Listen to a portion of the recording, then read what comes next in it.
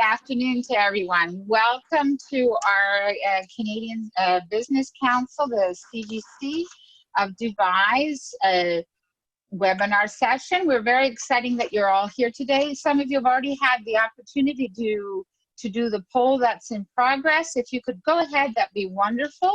As you know, our webinar session is a special webinar. It's the Outlook for Canadian Business in Dubai. Our keynote speakers really do not need very much introduction, but I will do something very quickly. Obviously, our Consulate General, Jean-Philippe Linteau. We have Lufti from Sick Kids, and we have obviously Philip Jones also from B&H Architects. This is a very special time for all of us in the world, but the most important part here is that we want to make sure that we're giving back. We also like to take the time here to thank our supporting councils, the CABC, the Canada Arab Business Council, the CUBC, Canada UAE Business Council, and the CBC Abu Dhabi. Obviously, we can't be doing any of these wonderful webinars without our Canadian Embassy and our consulate to the UAE. I think that's enough said, because they're really looking, our friends and our members here are looking to hear from you gentlemen. Jean-Philippe, would you be so kind, Consul General, would you be so kind to start our session off today? Thank you very much, Diana. Pleasure to be here with you this afternoon, and thank you for having me and inviting me to offer some thoughts on where I see the prospects for Canadian business in Dubai. These have been absolutely unprecedented times that we've lived through, but being here in Dubai, in the UAE, I have to say I've been so impressed with the way the decisive action that UAE authorities have taken to steer the country through the COVID crisis and try to lay the path for the future. This afternoon, I'd like to talk to you, divide my remarks in three parts. First, I'll really talk about the impact of COVID and what I see those impacts to be on Dubai specifically. Second, I'll talk about where I see Dubai being especially well equipped to rebound from COVID. And then the third part, I'll focus on opportunities, sectors of opportunities, specific sectors for Canadian business to look at Dubai post-COVID. So the world is facing not just a global recession, but people are talking about a global depression.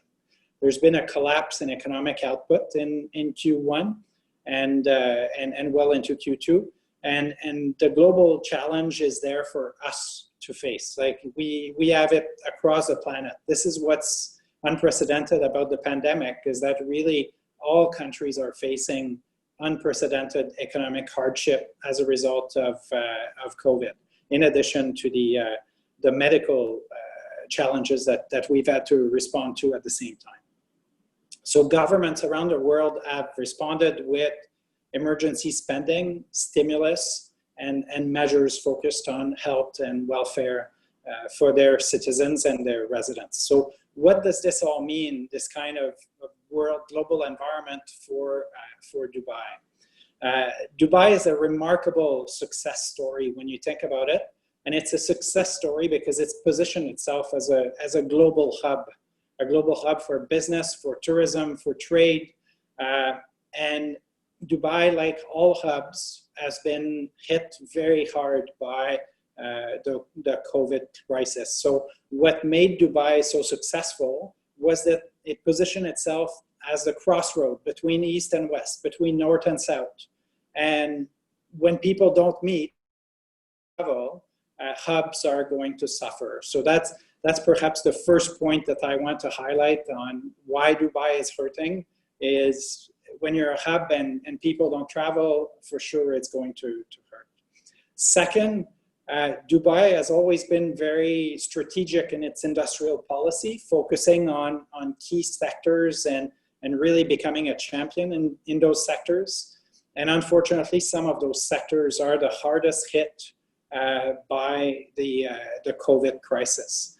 So some of the strengths that Dubai had are now becoming a weakness during this time, during the pandemic. So aviation, right? Aviation is down something like 90%. And Emirates, the Emirates CEO, Sheikh Hamad, said, we're looking at least 18 months of pain. Yesterday, the president of Emirates added he doesn't think that the flight volumes would come back. It would take up to 4 years to come back. Tourism represented 11.5% of GDP, and the borders, when the borders are closed, staycations are only going to get you so far. So that's really a big challenge. F&B, I mean, Dubai is incredible for the quality of its restaurants and so on. However, the Gates Hospitality Group founder said that he thought 50% of the F&B outlets in Dubai may not reopen or may close in the next few months. But what is clear is that the strongest players will survive. And that's kind of one of my messages, that there will be victims from this crisis, but it's also an opportunity for strong players to emerge and grow out of this. I'll come back to that. The third element is that, like all Gulf economies, expats are a key element of the Dubai populations, especially when it comes to private sector activities. So we're looking here at some people have forecasted a drop of 10% in the expat population in Dubai. So that means 10% less people to buy pizzas and villas. It is going to impact the demand for everything in Dubai and in other Gulf economies. So what do these things point out is a drop in GDP. So estimates that I've seen from economists are in the 5 to 6% range for Dubai. Then deflation is a real possibility. And that's not just here, right? These are universal phenomena. And government deficits will increase for sure. So this is a concern given that Dubai is already facing a fairly high debt level when it comes to government entities. So not just the government itself, but also the government-linked corporations. So those are some of the challenges ahead. But the second part of my discussion is really how does this crisis, how is this an opportunity for Dubai to capitalize on its strengths? I've talked about some of them. And how does it reimagine this new beginning, right? What are some of those strengths that will position Dubai well for a post-COVID rebound? So first, my key takeaway from COVID is that digitization of everything is the most striking mega trend that will emerge from this crisis. So we have to get digitization right, and there's still work in progress to be done. So digitization of everything is the most striking mega trend for me. It's like we're talking about digitizing every sector of the economy, from food production to buildings to transportation so many of these things were already ongoing before COVID, and now they're accelerating. Well, if there's one place where it was ongoing more than everywhere else, it was here. Dubai was already well on its way. It had seen that digitization trend, and it was implementing it in so many sectors. So in a way, Dubai is ahead of other economies in how it has adapted digital services and digital opportunities across its economy. I would say, especially in government services, so much more advanced here than many other places. So you can expect that Dubai will continue to lead on the digitization race. Second, and I've got 6 points here to express. So second, the COVID response here has been decisive. I've said that before. the UAE has been a world leader in COVID testing. So for a business that's looking to grow, this is very reassuring. This is the kind of place where you can think that things are done right and there's an opportunity to grow a business from here because the crisis is well managed. Third point, Dubai has some quite amazing government-linked corporations, GLC champions.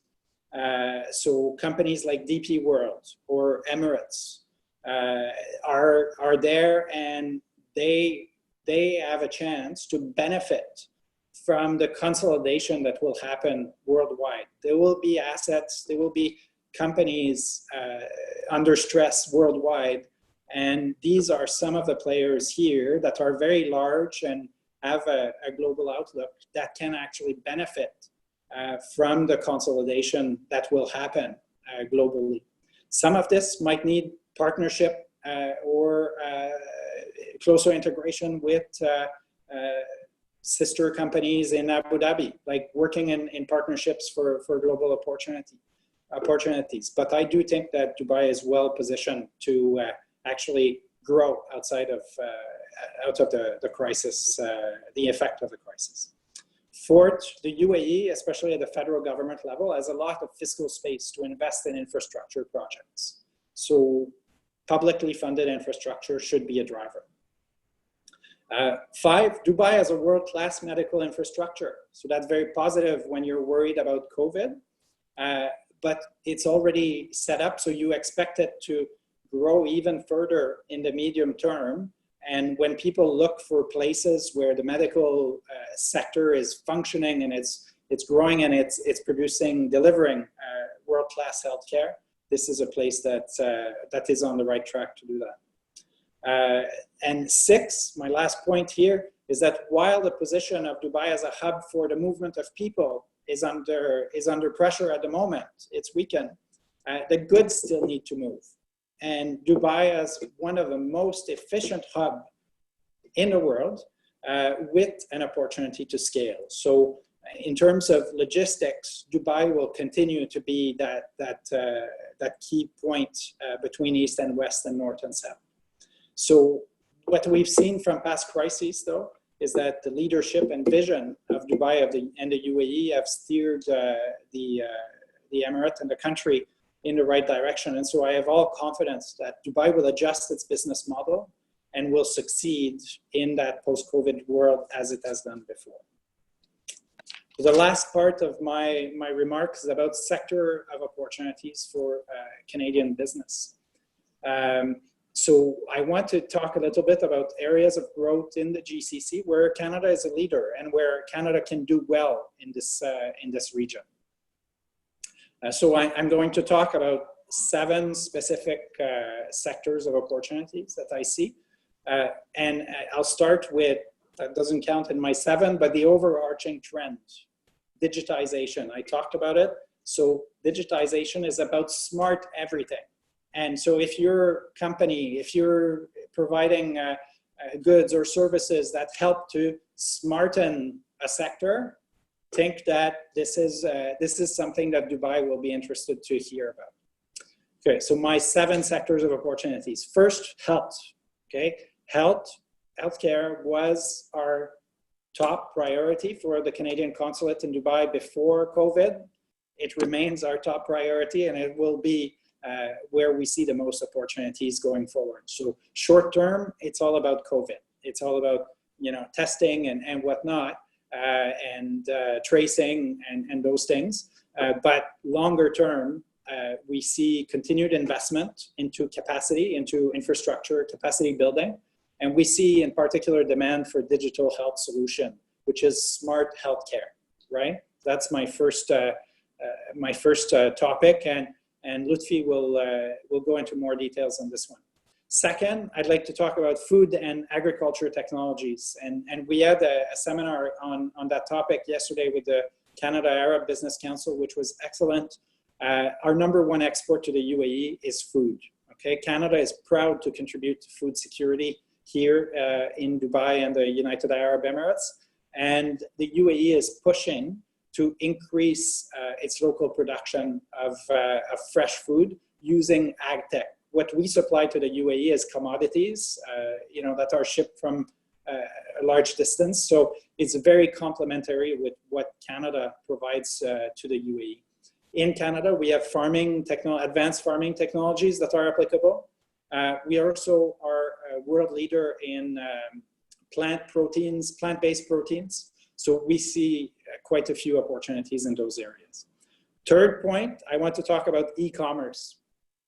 Okay, if you want to sell into the UAE and to Dubai, you need to occupy e-commerce channels. You can't just go physical if you're doing anything related to consumers in particular.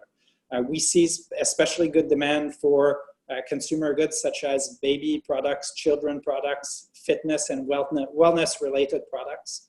But we also see an opportunity on the back end where retailers that have invested so much in glitzy retail space now have to play catch up and need glitzy online space, right? And so Canada is pretty good at that with leaders like Shopify that can support UAE retailers to catch up with their own online infrastructure. Fourth, I've talked about it a little bit, government-driven infrastructure. So we see continued spending on public infrastructure throughout the UAE, but things also like smart cities solutions are in high demand. Smart offices even, that's on the private sector. And I think Phil Jones will talk a bit more about what he sees in terms of opportunities in the built environment.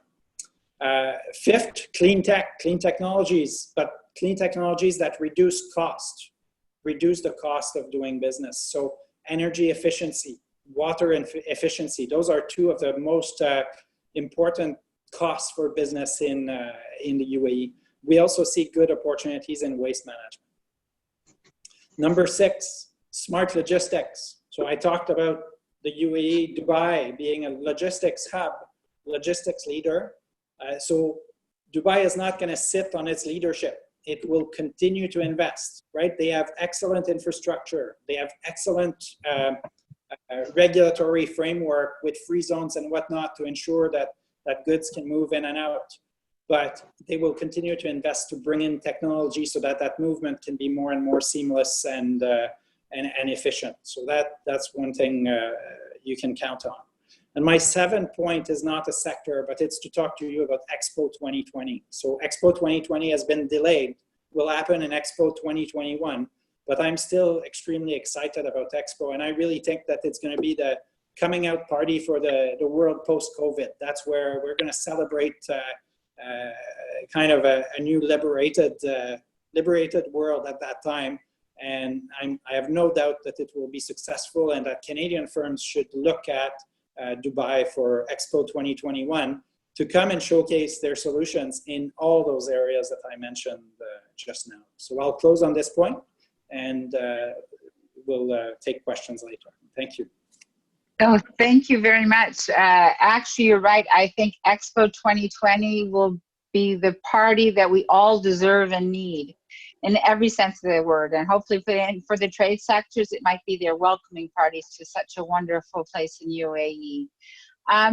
We do have, as you can see quickly, we do have the poll results, and we are 71% of the people on today are Canadians, and we have a non-Canadians of 31%, and UE nationals are 0 are attending today. Most of the people are obviously interested in trade and the other. So keeping that in mind, we're going to give you the second poll, please. We're just going to put it up because it runs in line exactly with what Jean-Philippe was saying. Jean-Philippe, can I just ask you one more question just while we're doing that second poll? There you go. So it's just one simple question. So if everyone wants to look at it, the question that we were looking at is, what is the Consulate General in Dubai doing to support Canadian exports at this time? What are they doing? Is there some processes that maybe we haven't got the message out to our members and friends? Great. Thank you for that question, Diana. So what I want to tell the Canadian business who are on the webinar today is that our Trade Commissioner service never stopped working for you. We are there available to help you seek out those opportunities and the key contacts that are out there. And I really encourage you to act now and not wait for things to reopen. And I'll tell you why.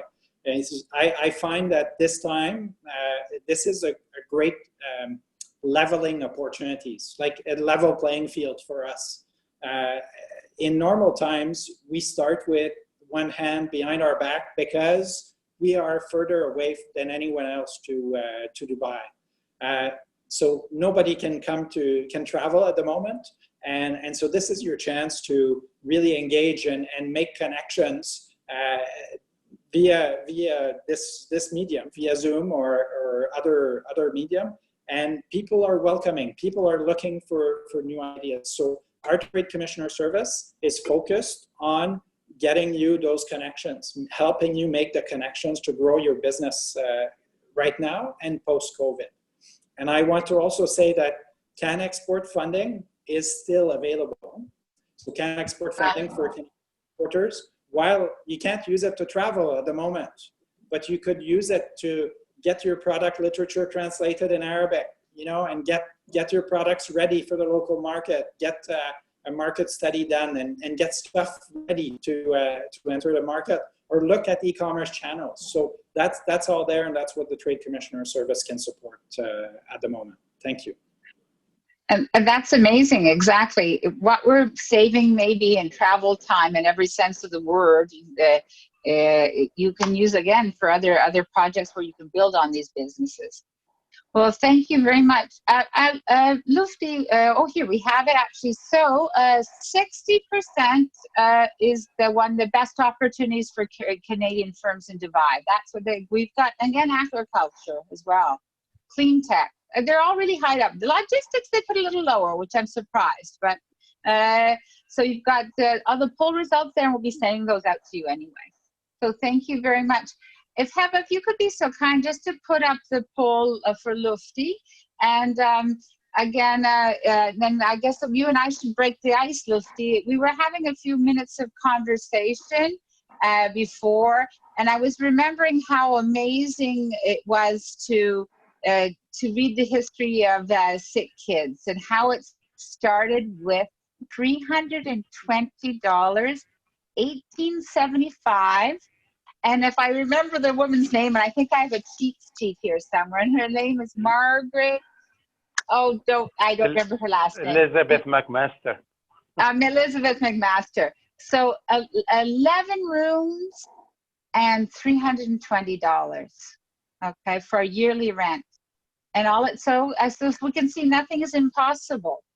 So again, sick kids, for those that you don't know, is just renowned. It's renowned in every sense of the word, because it has three, one basic stems, which is what is it?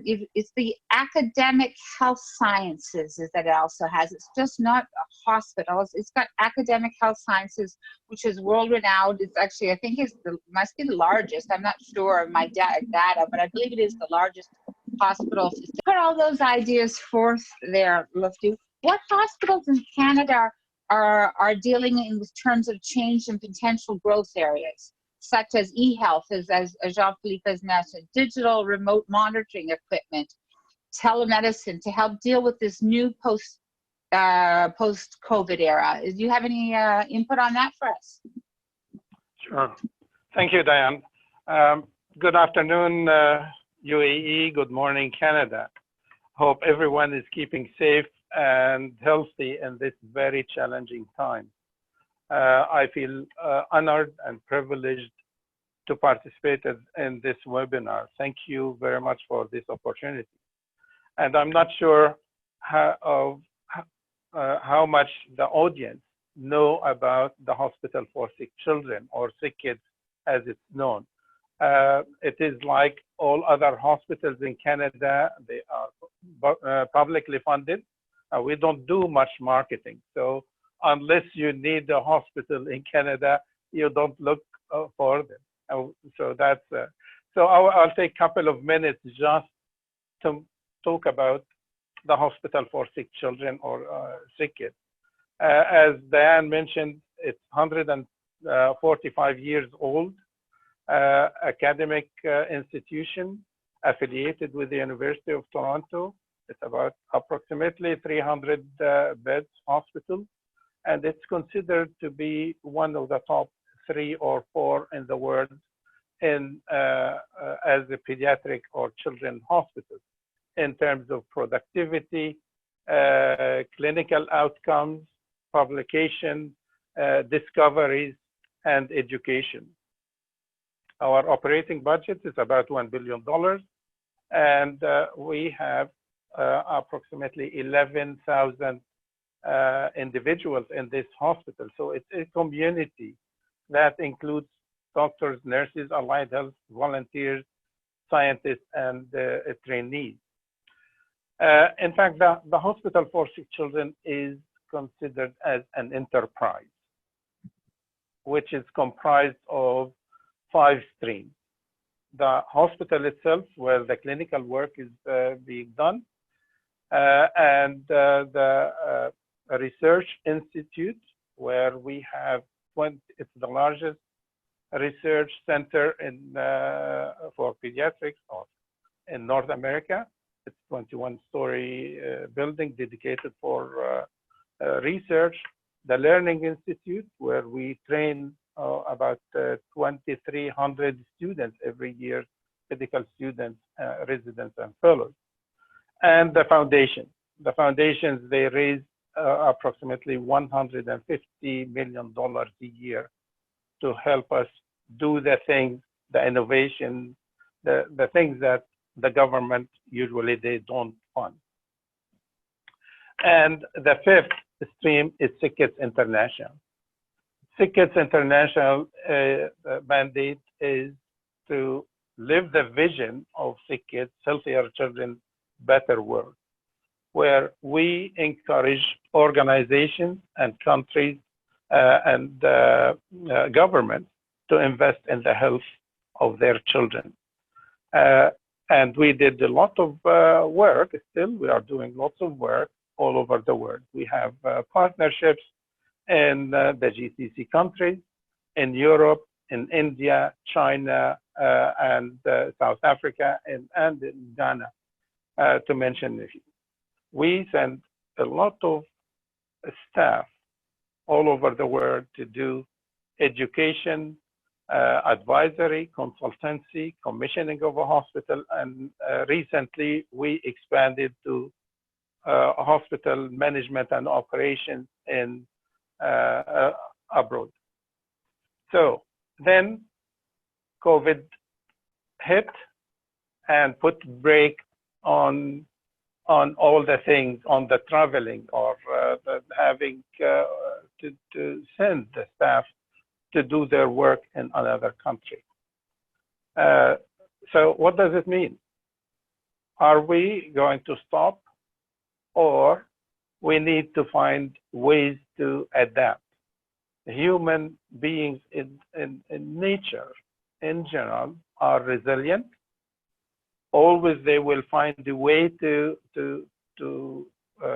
adapt, find solutions, and rebound. So I won't be surprised that we will do that. So there are a number of ways we can rebound.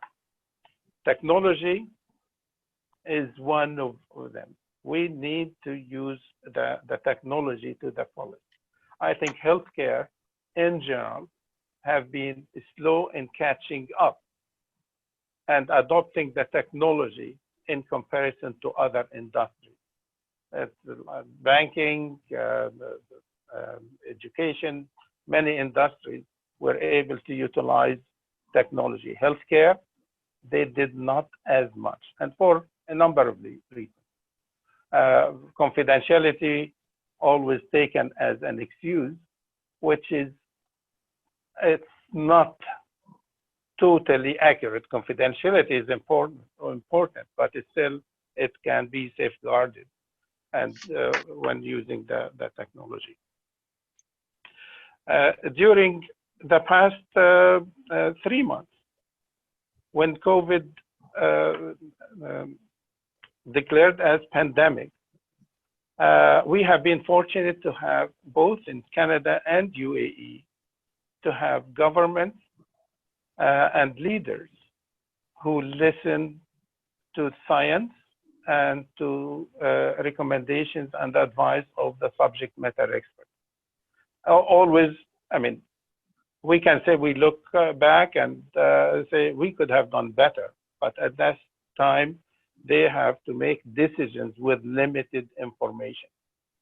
COVID progress, it's always changed almost on a daily basis. The knowledge, the information, the transmission, and in fact, infecting people and how it is transmitted dictated to make decisions, which are sometimes very tough decisions, which is economy and health. These two are not at odds. People realize to have a flourishing economy, you need to have healthy consumers and healthy workforce. So safety came to be the first or top priority. And that's why the lockdown, to ensure that everybody's safe. This situation, COVID-19, I think everybody knows that nobody in the predicted that we will be faced with an invisible enemy which hit the most important things of value for a human being, such as breathing, health, education, economy, our ability to move even, and our social interaction are resilient, and we are finding solutions to overcome these situations. Go back to health. As well, in Canada, we were able to benefit from our experience and from several years ago, in 2004, when we had SARS. We learned the hard way. We developed plans and we exercised it. As soon as it was announced, the pandemic, we put the plans in action. But we were competing with the rest of the world for some of the stuff, which is screening and testing. We had to ensure that there is going to be surge in ICU beds. So we have been fortunate that with the intensive care unit capacity in most of Canadian hospitals or provinces, still we had about 30% available. And many hospitals, they had field hospitals. Luckily, we didn't have to use them. So I will stop there. There are a number of things we can do or we started doing, like virtual care. Virtual care, a lot of organizations, they thought about it. They could not implement it, but now COVID forced them to do it. And until recently, virtual visit was not a billable event for doctors or for offices. The provinces are changing that. It's not billable for insurances. Insurances are changing that. So that will help moving it. But very likely, the government and the insurance companies will be paying hospitals to keep people well and focus more on prevention than having people sick. So it's hospital, as much as we treat individuals in here, it's another location for infection, for the mistakes, for other things, adverse reaction. So will be important for us to get the care to the patients rather than the patients to come to the hospital. That's another trend is going to happen, and it'll be. Other important things moving forward is precision medicine, genetics, infection prevention and control, in addition to the virtual care. Okay. Oh, that's amazing. Through the system that they did, and that was such a novelty for me. And having our families far away, or having the physicians far away from the patients, but still able to get the care, that is absolutely amazing. So, so there's all these new things that are happening. So what does the healthcare future look like in the Middle East, particularly in the Emirates post-COVID? What do you see happening there, Lufti? Yeah, well, the education can be done remotely, and many countries and many places, they did not identify distance learning as value or as important as in class.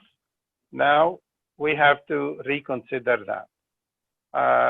So healthcare, as I said, the focus is going to be in infection prevention and control, which is the building of a hospital, and Philip will expand on that. We need to rethink the open concept of facilities and hospitals, and the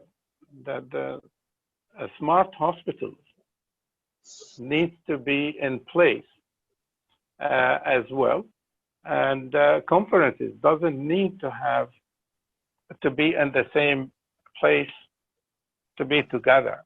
It is important for working, but it's very unlikely in the near future that it's going to be a place it's going to happen. I mean, only this week we had a sort of a case discussion and with China, with about 300 people participated in such case discussion. So that's where we believe it's going to go in the future. Yeah. Exactly. So then we could even look at the SKI option, which is the best route for knowledge transfer. Is it training and is there training and mentoring in Toronto, or are you partnering with local hospitals or training options, or is it a combination of both? Or maybe one, I'm imagining it's when I say SKI, sorry, it's Sick Kids International. Sorry, everyone, it's abbreviation. Okay. Yeah. You need to look at it. If you are going to have a few individuals, if the training is going to be for a specialized or subspecialized service, it makes sense to have the individual come to a place or go to a place where the critical mass is there. In a hospital like Sick Kids, what a person can see in the specific diseases in a month, very likely he or she won't see it in 6 months or a year. And it's by sheer volume. This is what we do day in, day out. So, and it's more cost effective. If it is larger groups, it makes sense to do it since if we can send people to go there to the country, then it makes sense to send a smaller group or subject matter experts to that country. So it's a combination of these two. But I'll go back to the digital stuff. Now, NASA can manipulate devices in Mars. how can we utilize robotic surgery to have it from another country or across the ocean. With the technology is allowing us to look at intensive care unit patients, conduct rounds from anywhere in the world. So that is why we can do it and give advice in intensive care unit in UAE or any other country. So technology is bringing people together at a time where COVID put us at difficult situation. We can't be together in person. Exactly. So that's why globally you're seeing far more telemedicine. What is the end-to-end point facilities required to provide this type of support in pediatrics? Like, what would you actually, the bottom line that you would need? Yeah, most of the things are available now. Telemedicine have been for a while, where we had teleradiology, telepathology, where the doctors can read X-rays from anywhere in the world, and which is the cloud-based system.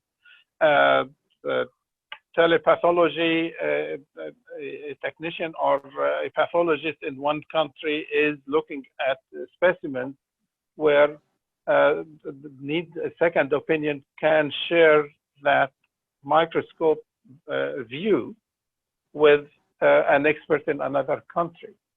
So that happened all the time. Telepsychiatry, all of these happened already, and it has been in place for a while. Mm-hmm. What is needed, we need to expand on these. And what is required, literally, is secure internet, Exactly. ensuring that that confidentiality is maintained, a strong bandwidth is required, the cameras, and the mobility. And the most important, what is needed, is adoption of the healthcare providers of these technologies. I mentioned before that healthcare providers were slow in adopting.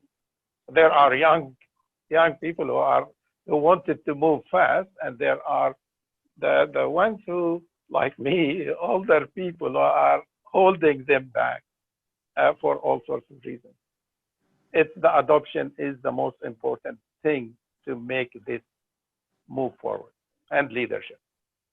Yeah, exactly. And with the correct tools, this type of adoption can go forward more smoothly. So we actually had Lufti had a very lovely poll up. It was just to see how everyone was feeling in the background. Can you give us the results? So most people think it will take approximately 12 months, about 45% will return to normal, if there's such a thing as normal. Maybe the new normal, as they like to label it.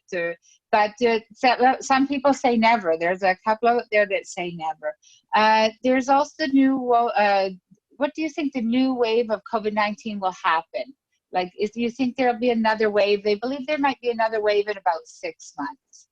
And then again, most of the people were worried about their health, 64%. And rightfully so, because we saw cases that you never thought that would happen. Thank you so much, Lufti. I think we should lead in right away to Philip, and you can see how this might work together. How this is all timed together. Philip, hello. How are you? I'm fine. Can you hear Great. us? Yes, I can hear you. Oh, fantastic.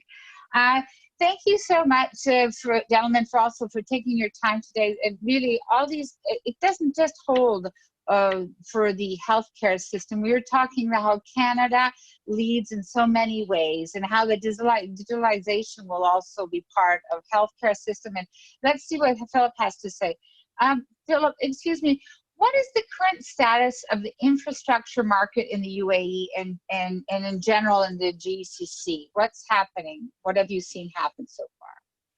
So I'm going to sort of dive back into a little bit of history over the last 2 decades. So the decade after the millennium, or just before the millennium, moving forward, Dubai went through massive growth.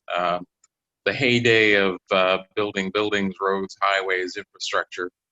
And then, of course, we had the global financial crisis that put a reset on that. And then the characterization of, I would say, the last decade has been more focused on, I would call it stabilized growth. But it also meant the coming of social infrastructure. So we have seen in the last decade many more schools, museums, art galleries, opera house, hospitals being built in the last decade. But towards the end of that decade, before COVID, we were seeing a decline in the demand for almost everything. And so there is a certain amount of overbuiltness. And I would say that latter part was characterized by geopolitical instability with North Syria, Iran and US relations, Yemen, Qatar's separation from the GCC, and also the social opening up of Saudi Arabia, which has reduced the demand for people from Saudi living in Dubai. So there was a decline in the market, and we were seeing before COVID an overbuilt almost in every sector. COVID has only further crystallized that, and so as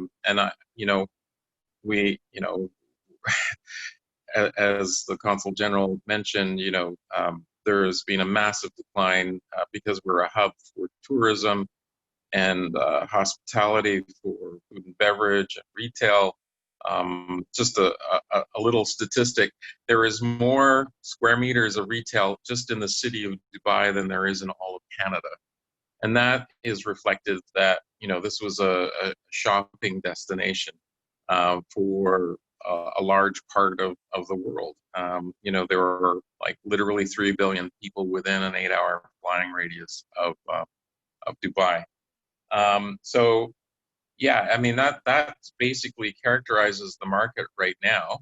But I think there is opportunity for growth moving forward, and we can talk about that in a minute. Thank you. I had no idea that there's more shopping potential here in Dubai than in all of Canada, or square meters. That's unbelievable. You see, I haven't been off. Pardon? Shots in your Shots in your drop. Yeah. I think, give me all your credit cards and I'll think about it. Okay. All right. All right.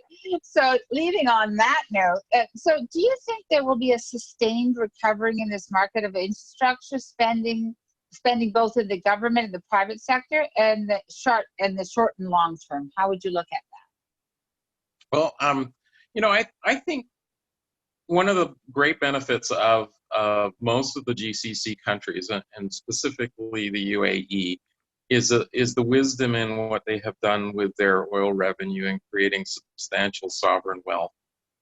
Not that that's the panacea for this situation, because simply spending what you've saved does not make sense either. But unlike others where it's like Canada, where we're a tax-based economy that funds the big infrastructure spending, here it can be funded out of sovereign wealth. Again, not that is what you want to do as a nation, but it does help us get back on our feet more quickly in this market. And so I anticipate that once the horizon of COVID is within sight, rationally, there will be government spending on infrastructure, and so that's kind of, I would say that would be in the 12 to 18 month market range, given what we're seeing with at least in the developed countries, the start of the decline of COVID infections. I will transition, I think, as the Consul General was saying, you know, it had been already transitioning out of a heavy infrastructure economy with the massive growth that we've seen in the last 2 decades to a more knowledge digital based economy. And, you know, based on what, you know, there was a substantial amount of fintech, financial technology happening already. Digital government was already well on the way. I think, you know, I'm sure those of you who have children are not terribly impressed with online learning for your kids, because it is stressful while you're trying to do your own job. Your children are trying to learn alongside you in the same space. But you know, the UAE was already moving down that path. They just had to accelerate it more quickly. And I think even compared with Canada, the UAE was able to adopt distance learning sooner. So, you know, that's another example of how the digital-based economy has improved. But B&H is you know, our 9 studios around the world, as a 65-year-old company, we have a vision for where it's going. You know, we are heavily invested in the digitization of all our clients. So, as Lutfi was mentioning, you know, telemedicine is a big issue. Meditech will be a big issue moving forward. Agritech will be for food security will be everything with tech on the end of it, clean tech. Everything related to that is going to be really highly sought after. So, you know, in closing, the final issue would be really that if you're going to future-proof your company, what would be the microscope and the telescope, as a lot of people have been saying. So the microscope is to basically right-size your firm. That's not only for, you know, the salary base in your company, but also right-size from your overhead costs relative to the amount of business you have at present. But that's the microscope piece. The telescope piece is you got to have a vision for how your firm can move into this digital era. So for a lot of contractors, they're still in the AutoCAD world, but the 3D BIM world is where you need to be, because basically smart buildings are driven by data. The data tells you when you need to change light bulbs and filters and how to keep your building running efficiently, effectively. It's how you are going to track people in hospitals when they need to have care, when you send them a text message on their phone to say you have to come in for your test or whatever, your annual test. All of that kind of digitization is going to be a big issue. You know, I think if there were growth, you know, in that future thinking, you need to look at how airports are going to change in terms of ensuring infection control. Destination resorts are going to become more important, because you're going to basically go to a hotel and stay there quasi quarantine for 2 weeks and enjoy yourself, because that's the only way you can actually travel. You know, malls are going to have to move. So what we've been seeing in the digitization of shopping malls is that there's been a huge shift, almost a complete reversal. So what we used to see was 80% inline shops and 20% food and beverage. With the digital online shopping, why do you go to a mall? It's to be entertained. And so basically malls are going to have to reprogram their retail experience into, you know, what we're all dying for right now is more social events. And that's what shopping malls are going to have to respond to. Yeah, so I would say you have to have that microscope and telescope view of how to move forward with your company at this time. Well, that actually makes a lot of sense, because that shows how you can maybe follow the accelerated growth, because you do have to have a plan and looking finally at things that you need to slim down and the other things that you can actually go ahead and work on. But do you have any particular sectors that there might be opportunities for work in, either buildings or new property develops? Does something come to mind? Yeah, I think, again, anything, so agritech, hydroponic farming, logistics centers, ensuring the smooth flow of materials. As we've all learned through this crisis, that's been a critical issue. I would say, the fintech thing will continue to grow. I had some notes here on this. Service industries will have to reposition. And then finally, I would say one thing that we've learned out of COVID here is that we have a lot of people who live in very dense accommodation. And, we are going to see that population almost cut substantially for the next 12 to 18 months. Hotels and restaurants and retail outlets are going to be running at 30 to 50% compared with what we were before, which means those staff are probably going to be repatriated home, which provides an opportunity. So basically, the housing stock that they used to live in will be half empty, and so it's an opportunity to clean up that sector, because quite honestly, it needed to be addressed. And so there will be some empty buildings that will be torn down, I think, and then rebuilt in more hygienic and more safe and secure things. It's also been an area where we've seen a lot of COVID infection, and it's been a real struggle for the UAE government. So I can see some infrastructure spending in that particular sector on what I would call blue-collar housing, where people live. It's not labor camps. Of course, we've seen the problem in labor camps. That too is an opportunity in terms of creating more hygienic and infection control methodologies within both the blue collar and labor camps that we have here in the UAE. That is probably a sector that could do a little tidying up. So what would your recommendations be for contractors, architects, engineers, designers, in order to come out of the other side of this pandemic stronger? How are we going to come out of this stronger, Phil? I think you have to focus.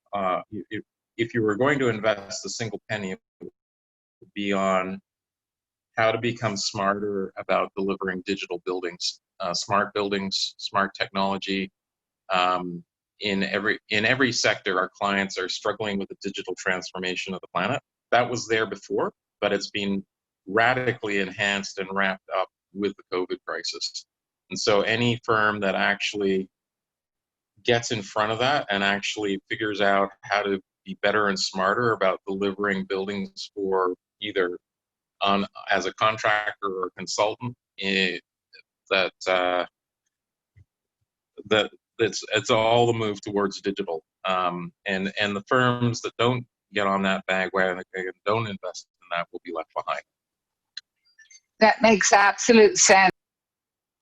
Sorry, got a phone in the background. So what we're looking forward to is to actually making sure that digitalization actually creates a complete package in all sectors. I can imagine a 360 view on things. Actually, I think Kate Starkley has been here in the background, and she's been answering most of the questions for us in the Q&A online. So to tidy up, I was hoping that if the Consul General might want to do a couple of closing words before we go, and we have one extra poll that we will put up while that's going on. And then if there's any other questions, I will make sure that they get to the consular section as they should. Okay. Thank you very much, Phil. It was very well done. Yeah, thank you, Diana. Can you hear me? Yes, I can. Yes, I can. Okay. Thank you very much for the opportunity again, and thank you for the other panelists as well for their insight. I do think that when I listen to all this, digitalization digital everything, smart everything. Digitalization and smart are the key words going forward, no matter which industry you're looking at. And clearly, healthcare is going to be a key sector for us going forward. Before, just as I leave, I just want to take a moment, beyond thanking CBC Dubai for their important role in the Canadian community. And somebody was asking, how can I network with the participants today? You can network with the participants by joining the CBC Dubai and being in touch with some great Canadian business people that are working in all kinds of sectors here and getting great insights. So that's the best thing you can do in order to network. But before I go, I just want to thank Phil Jones for his service to the CBC Dubai. He's been the president, he's the outgoing president, and Phil has done a tremendous job as CBC president. And I want to congratulate him on his very successf+ career leading. Like, Phil has so much insight because he's been here for a very long time, and he's led his company B+H Architects through incredible growth. He's worked on all kinds of projects in Dubai. So I want to congratulate him on his very successful career, making Canada proud in Dubai, but also for serving the CBC Dubai so well over the past few years. So thank you, Phil. You're welcome. It's been a great pleasure and an honor. Very well said. The Councillor Jenner couldn't have said it any better than any one of us. He has literally, and thank you for the plug for the CBC Dubai. We do appreciate your membership. We do have offshore membership as well too, just in case, Lucy, you happen to be interested, which I'm sure you will be. Sure. But the most of all is that CBC Dubai and all our obviously supporting councils, as I've mentioned before, we all care. So we're here for you. So if you would like to hear any other webinars, if there's any other information you want there, we are here to make sure it gets sent out to you, and we will create the webinars for you. We're shortening the social distancing gap with our webinars with amazing keynote speakers like you gentlemen.